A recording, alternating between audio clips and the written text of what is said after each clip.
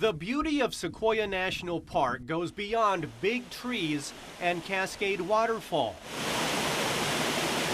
A steep half-mile hike brings visitors to Crystal Cave. We stopped you here to build anticipation. As you approach the entrance, the air gets colder. A big spiderweb gate, first built in 1940, allows bats to travel in and out. Crystal Cave's darkness draws you to the light and the surreal features it reveals. The sound of water rushing over rippled marble fills the air. That water has essentially formed this place. Katie Whiteman pointed out spectacular features like the cave curtains inside this underground wilderness. All of this beauty is hidden in that darkness, and it is only through light that we're able to see it. Visitors can see their own breath. It may be sizzling outside, but inside Crystal Cave, it is a chilly 50 degrees, and Mother Nature's air conditioning runs year-round. Drop by drop, soda straws began forming into massive stalactites hundreds of thousands of years ago. As water has dissolved away the marble, we're left with that mineral calcite that's formed our speleothems inside the cave. That sparkling calcite gave Crystal Cave its name. Now, some of the passages are tight fits, but you're rewarded at every turn. You see these amazing things that kind of pop out. Our cameras shed light on the cave popcorn and the cave organ, but visitors will also experience this in complete darkness. 1, 2, 3. You'll start to hear the cave and hear the cave growing. Stefan Weeks and his son Zayden came all the way from Virginia.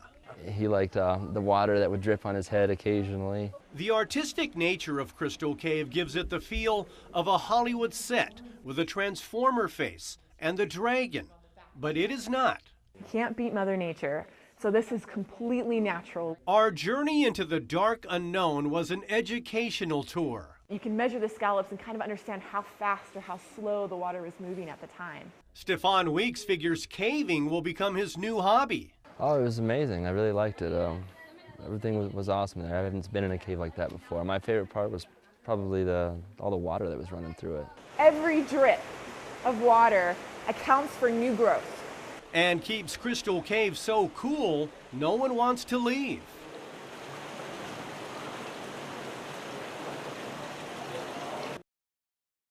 "53 years ago, Fresno unveiled what was then a cutting-edge experiment. Today, the Fulton Mall has been totally ripped out. The mall has been replaced by a street and vehicle traffic, and as a result, we've seen a lot of surprised looks among drivers. Refurbished fountains produce a ripple effect. A brand new sound, look, and feel downtown. All the talk, even among sculptures it seems, focuses on the new Fulton Street. It feels like a big city now, whereas before it was just kind of deserted a little bit, but it looks really nice.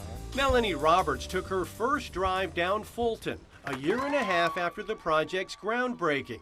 It set off a $20 million construction project to tear out the pedestrian mall and return street traffic to the heart of downtown. The result? Fresh views from angles which did not exist before. There's so much to look at, and that's one thing we really like in a downtown. We call it a surprise around every corner. The art community was skeptical removed pieces would come back in better shape, but most are pleased with the outcome. To see it as pristine and beautiful as it is right now, certainly the restoration investment was worth it. 32 art pieces had to be carefully removed and restored by an art conservator. Did a really good cleaning on them, repatinaed the pieces so that they have a protective coating, and the color was brought back to its original condition. Local sculptor Stan Bitters did not restore his original creations.